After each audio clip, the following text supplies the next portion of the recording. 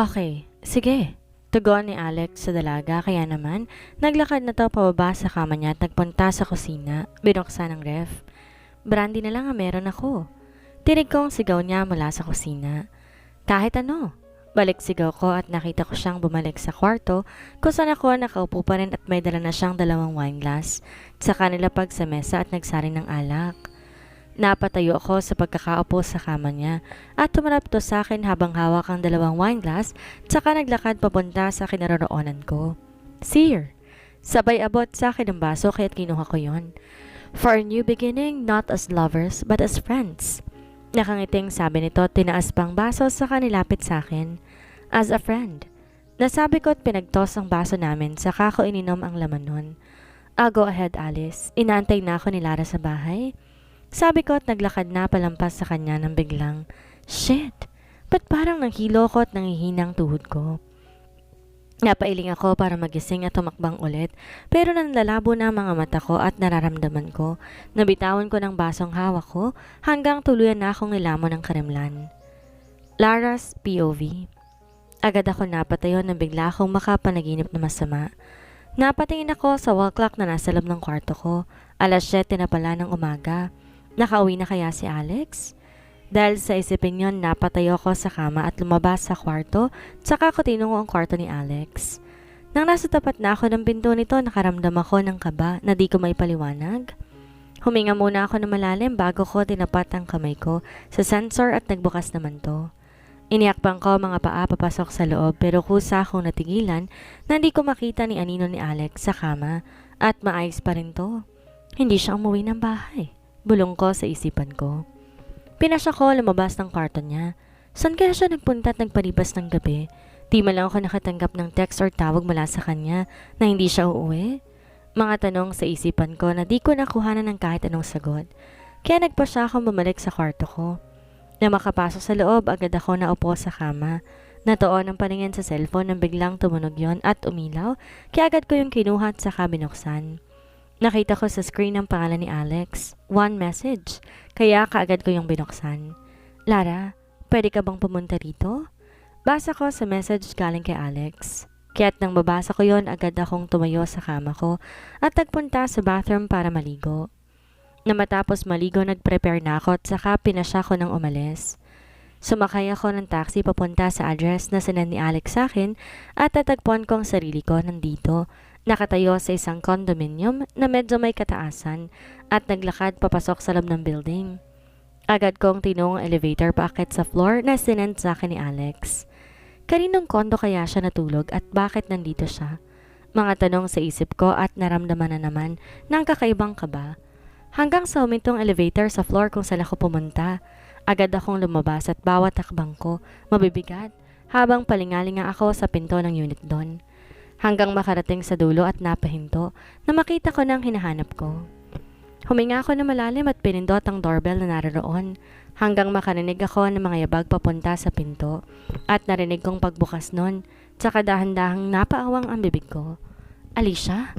Banggit ko sa pangalan nang ma-realize kung sino nasa harapan ko ngayon. Nakasuot ng black nighties at mukhang kagigising lang. Nandito ka na pala, pasok ka. Nasa loob si Alex. Nakangiting sabi nito at binuksan na maluwag ang pinto. Kita kong pagkagulat sa mukha ni Lara na ngayon nakatayo dito sa harap ng pintuan ko. Di ako natulog magdamag habang nakatitig lang kay Alex, himbing na natulog sa kama ko at minsan may oras na tinatawag ang pangalan ni Lara. Yun ang nagpapadurog sa puso ko. Kaya kinuha ko ang phone ni Alex at ako mismo nag-text kay Lara na magpunta siya rito sa kondo ko. At ngayon narito na siya sa hindi inaasahan na akong madadatnan niya. Dahan-dahan pinasok ni Lara ang sarili sa loob. Naglakad to papunta sa loob kaya't sinundan ko siya. At napahinto siya agad nang makita si Alex sa kama ko. Half naked at himbing na natutulog. Pasensya ka na ha? Napagod kasi si Alex kagabi kaya't nakatulog na siya dito. Sarkastikong sabi ko mula sa likod niya. Ngayon Lara, malinaw na ba sa iyong lahat? Dagdag ko at naglakad ako papunta sa harapan niya. Kita ko ang pag-iba ng mukha niya. Kung inaakala mong maniniwala ako, nagkakamali ka.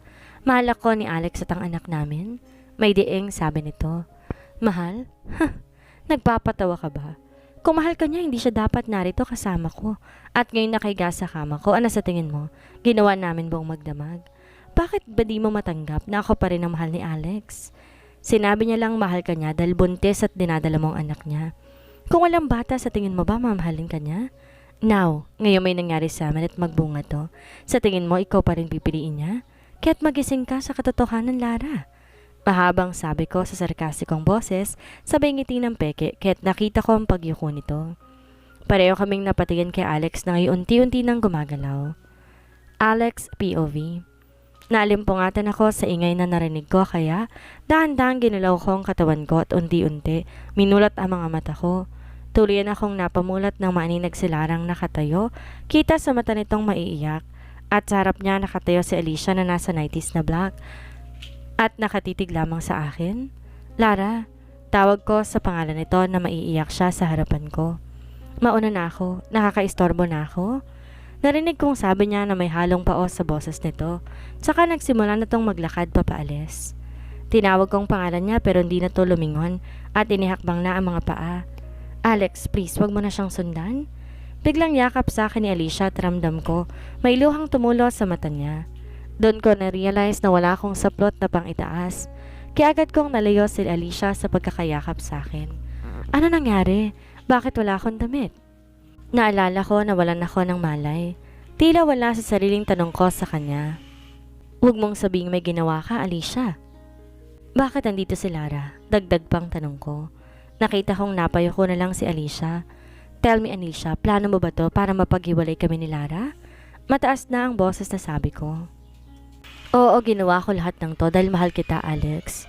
Di ko matanggap na iwan mo ako ng ganun lang, kaya't pinamukha ko kay Lara na ako pa rin ang mahal mo. Bakit mo yun ginawa? Alam mo bang dahil sa ginawa mo, lalo mo lang pinatunayan na tamang ang di kita dapat balikan?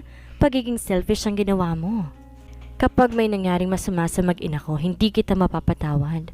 Mataas ang boses na sabi ko at saka dinampot ang damit ko sa sahig, nilisan ng condo unit ni Alicia. Habang naglalakad papunta sa elevator, sinuot ko ang damit ko. Kinuha ko kaagad ang cellphone ko sa bulsa at saka sinubukan tawagan si Lara pero nakapatay ang cellphone nito. San ka nagpunta, Lara? Please? Bulong ng isip ko at tuluyan ng sumakay sa elevator pababa sa parking lot. Na makababa agad ako, hinanap ko ang kotse ko. Na makita'y sumakay ako ron at tuluyang umalis sa lugar na yon. Akala ko, totoong mahal ako ni Alex at ang anak namin, pero akala ko lang pala yun. Bakit ako naniwala sa mga sinabi niya na simulat sa pool di naman talaga dapat nangyari sa amin yun? Ang tanga-tanga mo, Lara. Bakit mo naisip na magkakaroon ng damdamin si Alex para sa'yo? At tama si Alicia dahil sa batang nasa tiyan mo, kaya't sinabi niyang mahal ka niya. Pero kung walang batang to, hindi siya magkakaroon ng kahit anong nararamdaman para sa'yo. Patuloy lamang ako sa kabilang linya. Rosel, nasan ka? Pwede mo ba akong puntahan? Malungkot na sabi ko sa kabilang linya. Bakit? Ano nangyari? Umiiyak ka ba? Nag-aaral lang tanong nito. Mamaya na tayo mag-usap. Sagot ko hanggang makarating ako sa pedestrian lane at wala sa sariling tumapid ako. Huli na nang ma-realize ko na may paparating na kotse papalapit sa akin. Naramdaman ko na lamang na nandalabo na ang mga mata ko hanggang sa tuluyan na akong nakapikit. Lara's POV. Naalimpungatan ako at dahan-dahang minulat ang mga mata ko at puting kisame ang namulatan ko. Hanggang nakaramdam ako ng sakit sa loob ko at agad kong inangat ang katawan ko para mapaupo mula sa pagkakahiga. Lara, wag ka munang gumalaw. Pigil ni Rosel sa akin at tinawakan ako sa braso para maihiga ako ulit. Nasaan ako, Rosel? Nagtataka kong tanong sa kanya habang nakatingin sa mata niya. Kita ko ang pag-iiba ng aura niya. Lara, nandito ka sa ospital. Nabundol na ka ng kotse kaya't dinala ka ngayon na nakakita sa'yo. Seryosong sagot nito. Nabundol? Ano nangyari sa anak ko? Tila wala sa sariling tanong kong mali. Sabihin mo okay lang anak ko, di ba? Dagdag na tanong ko sa kanya. Lara, wala nang baby mo dahil sa pagkakabundol sa'yo. Nag-bleeding ka kaya't pinasya ng doktor tanggalin ang bata sa tiyan mo dahil pwedeng ikaw malagay sa peligro kapag di nila ginawa yun. I'm sorry. Malungkot na paliwanag nito. At may kung anong kirot ang naramdaman ko sa loob ko. Nang tuluyan ng tumulo ang mga luha ko. Nagmistula itong nagpapaunahan sa pagtulo mula sa mata ko. Hindi pa patay yung baby ko, Rosel. Hysterical na sabi ko at hinawakan ko ang tiyan ko, tsaka pinilit tumayo sa pagkakahiga sa kama. Tawagin mo yung kakausapin ko siya. Dagdag na sabi ko at akmang bababa sa higaan ko. Lara, please, wala nang baby mo. Alam kong masakit pero wala na siya. Sabi nito habang pinipigilan ang pagbaba ng kama. Tsaka ako niyakap na mahigpit at parang kandila ako, nayupos. Hinayaan ko na lamang na tumulo pa. Ang luha ko at ramdam kong paghagod ng kamay ni Rosel sa likod ko. Ano bang kapalaran meron ako? Ang akala ko mahal ako ni Alex pero hindi. At ngayon pati anak ko nawala sa akin ng ganun lang kadali. Alex POV. Lumipas ang 1 oras na biyahe ko papunta sa bahay. Agad akong bumaba sa kotse ko na maipark ko yon at halos 3 hakbang lang ginagawa ko para agad ako makapunta sa pinto at pumasok na roon. Nang makapasok ako, agad akong dumiretso sa kwarto ni Lara pero isang malamig at tahimik na kwarto ang sumalubong sa akin. Lara, nasan ka? Napabuga na lamang ako ng mabigat na hangin at naupo sa kama nito. Tsaka ako niyukong ulo ko at napahilamos ako sa sarili kong palad. Where are you, Lara? Please, come back. I really need you now. Bulong ko sa isip ko at ibinagsak ko ang katawan ko sa kama. Lumipas ang ilang oras pero wala pa ring Lara ang dumarating at pumasok sa kwarto niya. Kaya naman napabangon ako sa kama at tumayo at saka nagpa siyang lumabas. Dumiretso ako ng sariling kwarto para makapagbihis dahil kailangan kong hanapin ang asawa ko kung saan to nagpunta. Na matapos makapagbihis, kinuha ko sa center table ang susi at paalis na ako na mag-ring ang cellphone ko kaya kinuha ko yon habang naglalakad palabas ng kwarto. Napahinto ako na mabasa naka-register na pangalan sa cellphone ko. Rosel. Basa ko sa pangalan naka-register kaya agad ko yung sinagot. Hello? Panimula ako nang masagot ko ang tawag. Mr. Smith, wag kang mabibigla. Nandito ngayon si Lara sa ospital? Sinagot siya nito dahil sa car accident. Malungkot na paliwanag nito kaya naman halos lumabas ang puso ko sa sobrang bilis ng pagtibok. Halos di ako makagalaw sa kinatatayuan ko dahil sa narinig ko. Wala sa sariling agad akong tumakbo palabas ng bahay at ginawang 3 hakbang lang lugar kung saan nakapark ang kotse ko at agad sumakay doon tsaka umalis sa lugar na yon. Lara's POV. Katatapos ko lang umiyak ng sobra dahil nawala sa akin ang anak ko ng ganun lang. Patawarin mo ako anak dahil hindi ka naprotektahan ni mama. Ako ang may kasalanan kung bakit nawala ka sa akin. Muli na namang dumaloy sa mata ko ang mga luha na kanina lang ay tumigil na. Pero ngayon para na namang gripo sa pagtulo dahil wala na itong tigil. Lara, alam ko. Nasakit mo wala ng anak pero hindi mo kasalanang nawala sa iyong anak mo. Pangaalong sabi ni Rosel nakakapasok lang mula sa pinto. Alam ko, Rosel. Ako dapat ang sisihin sa nangyari. Sana hindi ko na pinaasang sariling mamahalin ako ni Mr. Smith tulad ng pagmamahal ko sa kanya pero akala ko lang pala yun. Dahil hanggang ngayon si Alicia pa rin ang mahal niya. Luha ang sabi ko at tuluyan na akong humagulhol sa iyak. Agad na lumapit sa akin si Rosel tsaka ako muling niyakap habang hinahaplos niyang likod ko. Kaya naman napayakap ako sa kanya para kumuha ng lakas dahil sobrang pagod na ako at umiiyak. Tahan na, papunta na rito si Mr. Smith. Dinig kong sabi niya at may kung anong kirot akong naramdaman nang marinig ko ang pangalan ni Mr. Smith. Ayoko siyang makita, Rose. Nangihinang sabi. Tama, Lara. Kailangan na putulin na ang kung anumang namamagitan sa inyo ni Mr. Smith dahil wala nang anak naming dahilan para magkaroon pa kami ng ugnayan. Sa ngayon, gusto ko munang ilabas lahat ng sakit at dusa na nararamdaman ko ngayon dahil sa pagkawala ng anak namin. Alex POV. Nang makarating sa ospital, nasinend sa akin ni Rosel kahit pa maayos ang pagkakapark ng kotse ko. Mabilis akong bumaba at patakbong pumasok sa entrance ng ospital habang palingalinga sa paligid. Please, wala sana'y mangyari sa asawa at anak ko dahil hindi ko kakayanin kung isa sa kanila ang mawawala sa akin.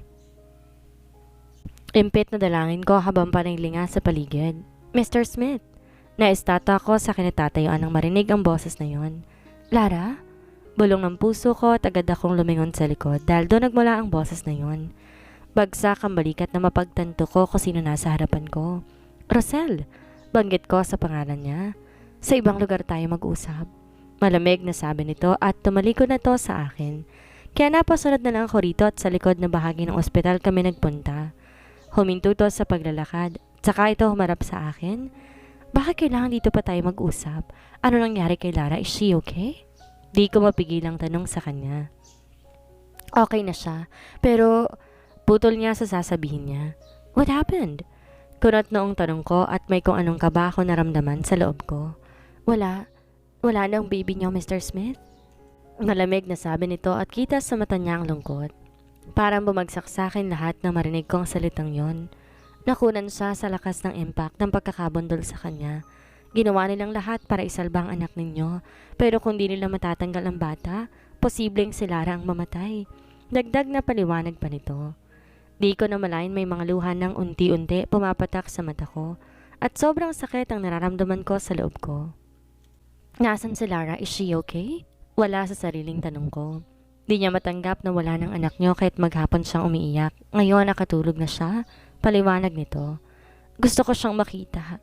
Malamlam na sabi ko dahil gusto ko talagang makita si Lara ngayon at gusto ko nasa tabi niya ako para i-comfort siya dahil sa pagkawala ng anak namin. Ayaw ka niyo makita sa ngayon, Mr. Smith, kaya't mas mabuting hayaan mo na muna siya. Diretsyong sagot nito nang walang anumang reaksyon sa mukha niya. Di ko alam kung anong dahilan pero sobra siyang nasaktan dahil nakala niyang totoong minahal mo na siya at ang anak ninyo pero hindi pa pala. Sobrang mahal ka ni Lara at alam ko mahal mo rin siya, Mr. Smith. Pero sa ngayon di pa kayang gamutin ng pagmamahal mo ang sugat at lungkot na nararamdaman niya. Kaya't mas mabuting hayaan mo muna siya at palayain, Mr. Smith. She needs space on her own. Kung talagang kayo ni Lara, hayaan mong tadhanang mag-ugnay sa inyo ulit. I'll go ahead, Mr. Smith. I'm sorry for your loss. Mahabang sabi nito at naglakad na para lampasan ako. Doon lang halos gripo na naging pagturo ng duha ko at parang pinupunit sa isa-isa ang puso ko. Ito ba ang katapusan ng relasyon namin ni Lara? Kasalanan ko to kung bakit siya nawala sa akin.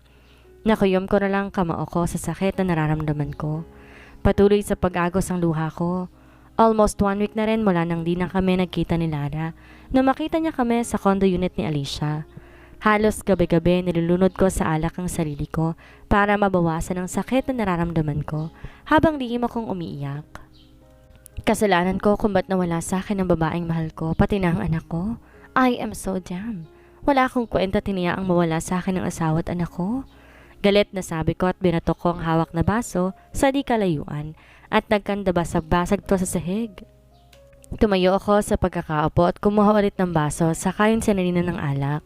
Ininom ko ng konti ang alak at kinapitan na mahigpit ang baso, saka binagsak sa mesa dahilan para mabasag to, hanggang naramdaman kong may dugong umaagos sa kamay ko. Kahit mahapdi ang nararamdaman ko, hindi ko ininda, dahil mas masakit ang puso ko kaysa sa sugat na nasa kamay ko. Kahit mahapdi ang nararamdaman ko, hindi ko ininda. Almost 1 week simula nang huli kaming kita ni Wyatt at yun ay nang makita ko magkasama sila ni Alicia sa condo nito. But I miss him so much. Isang araw na hindi ko inisip si Alex at gabi. Lagi ako umiiyak na sana hindi na lang nangyari lahat ng yon. Ba't bang hirap maging masaya? Ba't kung kailan maayos ang lahat sa amin ni Alex saka kami paglalayo ang dalawa? Kahit gusto kong puntahan siya at sabihin I still love him, pero kusang pumipigil ang utak ko. Huwag ko nang gawin yon. At ito na ang magandang nangyari sa amin. Ito na nga ba ang tama? Hanggang hindi ko namalayan na ang mga luhang tumutok sa mata ko. Hanggang ngayon, mahal mo pa rin siya. Kusa ako natigilan nang marinig ang pamilyar na boses na yon at nakita kong nasa tapat siya ng pinto. Nakatayo si Rosel habang nakatingin lamang sa akin. Umiyak ako dahil naalala ko ang anak ko. Pag-iwas ang tingin ko kay Rose at pinahid ang luha ko. Huwag ka nang magsinungaling. Alam ko, si Mr. Smith ang iniisip mo. Sabi nito at narinig ko ang mga yabag nito papalapit sa akin.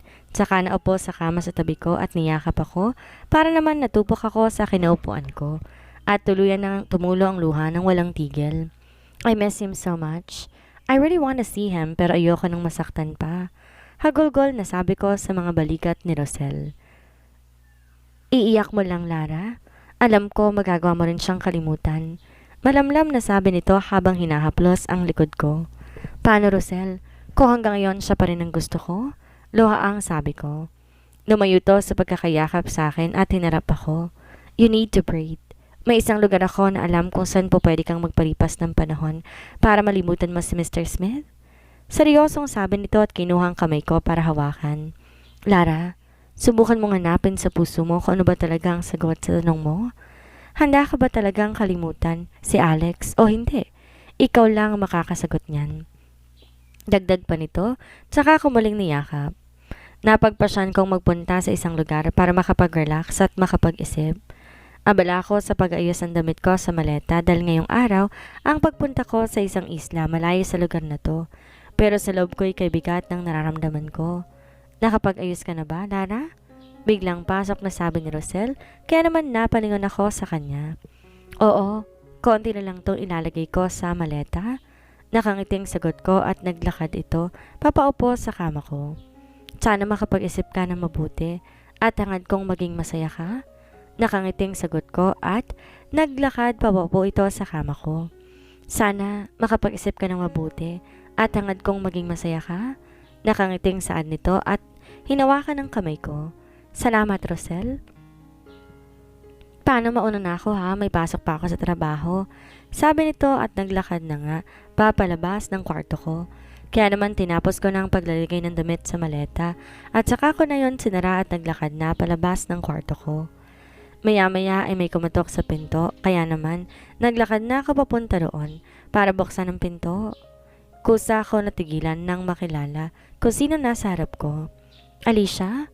Banggit ko sa pangalan niya kaya naman inalis niya ang shade niya sa mata at mataman akong tinitigan. Hi! Nakangiting bati niya sa akin pero di ako ngumiti. Di ako nagpunta rito to make a fight with you. I'm here to say sorry for all I've done to you. And Alex? Seryosong panimula nito. At bakas na sa mukha kong pagtataka sa sinasabi nito. Narealize kong di magiging akin si Alex kahit anong gawin ko. Dahil ikaw talagang mahal niya, Lara. Nung araw na nakita mo kami sa kwarto, walang nangyari sa aming dalawa. Aminin ko, bala ko noon na may mangyari sa amin. At kapag nabuntis ako'y gagamitin ko ang bata para mabawi si Alex dahil di ko matanggap. Naiiwan niya lamang ako ng ganun, kadali. Hindi ko matanggap yan sa sarili ko. Kaya naging selfish ako at ginawa ko bagay na yon. Habang magkasama kami, ikaw pa rin ang hinahanap niya kahit akong nasa tabi niya. Lara, please don't leave Alex like this because he really needs you. Don't leave Alex the way I did. Dahil ayokong pasisihan at maramdaman mo kung anong nararamdaman ko ngayon. Alam ko ikaw lang makapagpapasaya sa kanya at babaeng magmamahal sa kanya. Nahigit sa pagmamahal ko. Mahabang paliwanag ito at pagkagulat at niyakap niya ako. He really loves you, higit pa sa alam ko. Bulong nito sa tenga ko at lumayo sa pagkakayakap namin. Go ahead, baka mahuli na ako sa flight ko. Dagdag nito at tumalikod na sa akin, tsaka sumakay sa kotse niya at nagmaneho na, papaalis sa lugar na to. At para naman may kung anong kumistop sa loob ko at nakaramdam ng saya dahil sa mga ginawang pag-confess sa akin ni Alicia. Totoo ngang mahal ako ni Alex at alam kong kailangan niyang malaman na hanggang ngayon, mahal ko pa rin siya. Sukat doon agad na ako lumabas ng bahay at pumara ng taxi para lisanin na ang lugar na yon. Papunta sa lugar kung saan ako talaga magiging masaya at iyon ay sa piling ni Mr. Smith. Lumipas pang isang linggo na wala pa ring paramdam si Lara at gabi-gabi pa rin palagi ako nainom. Si Alicia nandyan to comfort me at ramdam ko natanggap niya ng si Lara talagang mahal ko. At ngayon, I need to do something para di tuluyang mawala sa akin si Lara. Pagkatapos mag-shower, nagbihis ako. Isang maong pants ang sinuot ko at polo short na white. Na makita kong maayos ng itsura ko, lumabas na ako ng kwarto. Bigla akong napatingin sa kwarto kung saan ang baby's room na sinabi ko kay Lara. Humakbang ako papunta roon sa kabinuksan ng pinto at pagkatapos inopen ang ilaw at matamang pinagmasdan iyon. Anak, alam ko na maririnig mo si Papa. Sana tulungan mo akong bumalik sa akin ng mama mo dahil mahal na mahal ko siya. Panalangin ko sa isip ko at saka ko ini-off ang ilaw. Lumabas na sa kwartong yon. Mabilis ako sumakay ng kotse at nagmaneho paalis sa lugar na yon. Natagpuan ko ang sarili ko sa labas ng dating pinagtatrabahuhan ni Lara. Mr. Smith? Gulat na tawag sa pangalan ko kaya agad akong napalingon. Anong ginagawa niyo dito? Dagdag pang tanong ni Rosel nakitang pagkagulat sa presensya ko.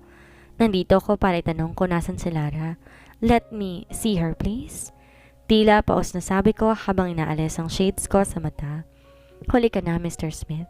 Saad nito kaya naman kumunot noo akong nakatitig lamang sa kanya. Ibig mong sabihin, takang tanong ko. Bakit niyang pumunta sa isang isla sa Iloilo? Baka nasanay na yun nga. Di ko na pinatapos ang sasabihin niya at agad na akong sumakay sa kotse at pinatakbo yon papaalis sa lugar na yon. No, hindi ako papayag na maiwan ako ni Lara. I don't want to lose her this time kaya't mas binilisan ko pang pagpatakbo. Na makarating sa airport, di ko napansin kung nakaparada pa na maayos ang kotse ko at agad akong bumaba at pumasok sa entrance. Di ko na alintan ang mga tao sa loob ng airport na nag-aantay din ng flight nila habang ang mga mata ko'y gumagala sa paligid na may mga pamilyar na taong hinahanap. Patuloy lang ako sa paglalakbad at patakbo sa ibang panig ng airport habang nakatingin kung may pamilyar akong makikita pero bigo akong makita siya. Kaya naman may nakita ko sa information desk at agad na akong lumapit. Excuse me? Hingal na sabi ko. Yes sir, nakangiting sagot nito. Nakalis na bang flight papuntang Iloilo? Hingal pa ring tanong ko kaya tinoon ng babae ang mata sa computer at parang may hinahanap siyang tumingin mali sa akin. Yes sir, kanina pa po nakalis ang eroplano, sagot nito. Kaya naman parang nandumo ako sa narinig ko. Kaya naman napalis ako sa mesa nito at naglakad na papalayo sa lugar na yon. Para namang kandila na naupos ako at napaupo sa sahig habang nakasandal sa pader. Hanggang tuloy nang tumulong luha ko kasabay ng sobrang sakit na nararamdaman ko na unti-unti naging pira-piraso ang puso ko. Hinayaan ko lang umagos ang luha ko. Matapos kong di maabutan si Lara sa airport, halos gumunaw ang buong mundo ko dahil hinayaan ko na mawala sa akin ang babaeng pinakamamahal ko sa isang maikling panahon lamang. Bakit ba lahat ng babaeng minahal ko ay pinipiling umalis at iwan ko? Ito ba ang kabayaran sa mga naging kasalanan ko sa pagiging babaero ko? Pero hindi masisisi dahil yun lang naging dahilan ko para makatakas sa sakit na naramdaman ko nang iniwan na ako ni Alicia panandali ang kasiyahan. Tawag ng laman. Nagbago ang lahat ng yon nang dumating si Liana sa buhay ko at pinaramdam niya ulit sa akin kung paano maging masaya. Makaranas ulit ng totoong pagmamahal pero ngayon wala na siya at iniwan ko. How can I live without her? Sukat sa mga isiping yon hindi ko namalayan. Nandito na ako sa tapat ng bahay ko. Napabuntong hininga ako, saka ko tuluyang bumaba ng kotse. Mabigat ang mga paang naglakad ako, papunta sa pinto ng bahay at saka pumasok doon. Kusa ako natigilan nang may bumaba ng kotse at mabigat ang mga paang naglakad ako, papunta sa pinto ng bahay at saka pumasok doon. Kusa ako natigilan nang may maamoy ako na mabango, kaya't sinundan ko ang amoy na yon patungo sa kusina. Lara? Bulong ng isip ko kaya mas binilisan ko pa ang paglalakad patungo sa kusina. At napahinto ako na makitang pamilyar na mukha na magkatagal nang di ko nakita. Napagmasdan sa pagtulog. Nakangiti itong maghahalo ng niluluto nito at walang ano'y hinalikan ko ang paghakbang ko palapit sa kinaroonan niya. Mula sa likod niyakap ko siya ng mahigpit. I really miss her so much. I really miss her coming to my nose. That my heart beats faster than extremely. I miss her all about her. Alam ko iniwan mo na ako, Lara. Tila baliw na sabi ko sa pagitan ng yakap ko at may likidong nagsisimulang umagos sa mga mata ko. I've told you, hindi ako aalis hanggat walang permisong umalis ako. Malamig na sagot nito kaya mas lalo pa akong hinigpitan ng pagyakap ko sa kanya. Naramdaman kong pinatay nito ang kalan at unti-unti kumalas sa pagkakayakap ko sa kanya at tumarap to sa akin para salubungin ang mata ko ngayon. Basa na ng duha. Dahil sa sobrang saya na naririto siya sa harapan ko. Nakausap ko si Alicia at sinabi niya sa akin ng totoo. I'm sorry kung hindi ko hiniyaang marinig ang paliwanag. Hinarang ko ang daliri ko sa mga labi niya para maputol ang anumang idadagdag niya. Di na yun mahalaga. Ang mahalaga, nandito ka na, kasama ko, dahil di ko kakayaning mabuhay nang wala ka, Lara. Kahit saan ka magpunta, susundan kita para lang bumalik ka sa akin at mahalin akong muli. Malamlam at puno ng pagmamahal na sabi ko, mahal na mahal kita, Lara. I really do. Please marry me, Lara. Dagdag ko pa habang nakatitig lang sa mga mata niya. Mahal na mahal din kita, Alex. Yes, I will marry you. Nakangiting sagot nito at hindi na nagumapaw sa tuwa ang puso ko. Kaya naman walang ano-ano. Nilipat ko na sa labi ko niya at tumugon naman to sa halik ko. Tanda na nahanap na namin ang pagmamahal na nilaan talaga para sa amin. Lumipas ang halos 6 na buwan nang makasal kami ni Alex at naging masaya naman ang pagsasama namin. Matapos ng ilang buwan, binayaan kami ng kambal na anak.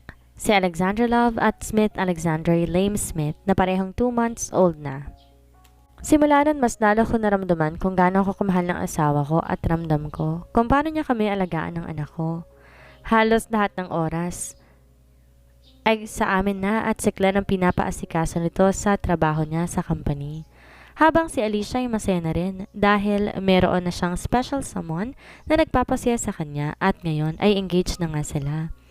Nandito ako ngayon sa baby's room na pinarenovate ng asawa ko dahil kambal ang naging anak namin. Nakatitig lang ako sa mga anak kong himbing na natutulog sa crib. Honey? Dinig kong tawag sa akin ni Alex at naramdaman ko na papalapit to sa akin sa likod ko at naramdaman ko yumakap to sa likod ko at nilagay sa balikat ang ulo nito. Tulog na ba ang anak natin? Tanong nito. Mahimbing na ang tulog nila. Malambing na sagot ko. Sa labas tayo, may papakita ko sa'yo.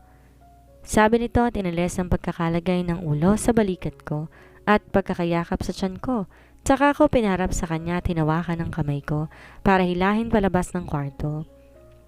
Kusa ako natigilan nang may makita akong piraso ng petal sa sahig na nakakalat sa buong panig ng bahay habang sa gilid may maliit na kandila.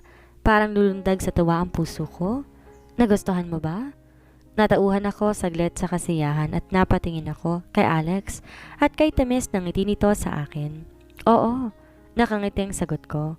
Hawak kamay pa rin na hinila ako ni Alex papunta sa veranda at napaawang ang bibig ko dahil kay ganda ng ayos ng puno ng petals sa sahig at pinaghalong red and white roses habang may ilaw na nakapalibot sa veranda. Binitawan ni Alex ang kamay ko at nagpunta sa isang kaset, tsaka may nilagay dong CD at binuksan. Narinig ko ang umpisa ng kanta at napangiti ako dahil nakatitig sa akin si Alex. Na makikitang puro ng pagmamahal ang mga mata nito. Unti-unti lumapit to sa kinaroroonan ko hanggang sa isang dangkal na lang ang pagitan namin. Lara, alam mo ba nung araw na may nangyari sa atin? Dati sinabi ko sa sarili kong kapag nakita tayo ulit di na kita hayaang mawala. Malamlam na sabi nito. Salamat dahil dumating ka sa buhay ko. Naging madilim nung wala ka at iniwan ako ni Alicia. Pero muling nagkakuha dahil sa'yo dahil akala ko di ko na mararanasan magmahal muli. Patuloy nito sa sasabihin habang patuloy sa pagtugtog ang kanta. Nasanay ako mag-isa at nawala ng pake sa nararamdaman ng iba. Yun yung ugaling pinakita ko sa'yo pero di ka nagbago at patuloy ka pa rin dyan sa tabi ko. Unti-unti may namang luha na sa mga mata ko dahil sa mga sinasabi ni Alex. Na lalo nagpapabilis sa tibok ng puso ko. Thanks for allowing me to be with you. Thanks for giving me a chance to love you for the rest of our lives. Thanks for coming to my life and I promise na habang buhay kitang paliligayahin at aalagaan kayo ng anak natin sa abot ng mga kaya ko forever. Dagdag pa nito gamit ang daliri. Pinunasan luhang tumulo sa mata ko na ngayon umaagos na. Marami man kaming pinagdaanan ni Alex at marami man kaming sakit na naranasan dahil sa pag-ibig na nabuo sa pagitan namin, pinagtagpo pa rin kami nito at sa huli, kasiyahan pa rin na nagwagi at pagmamahalan naming dalawa. Di lamang kalusugan ng pamilya nila, alam nilang sapat na ang pinagdaanan para mas maging matibay pa ang kanilang pagsasama. Di man binigay ni God sa kanilang unang anak, naging kambal naman ang sumunod. Lahat ng nangyayari may dahilan kaya't huwag basta-basta susuko, mas maging matatag at harapin ang hamon ng buhay. At dito na po nagtatapos ang kwentong One Night with Mr. Billionaire. Hanggang sa muli, mag-iingat po kayong lahat. Maraming salamat po.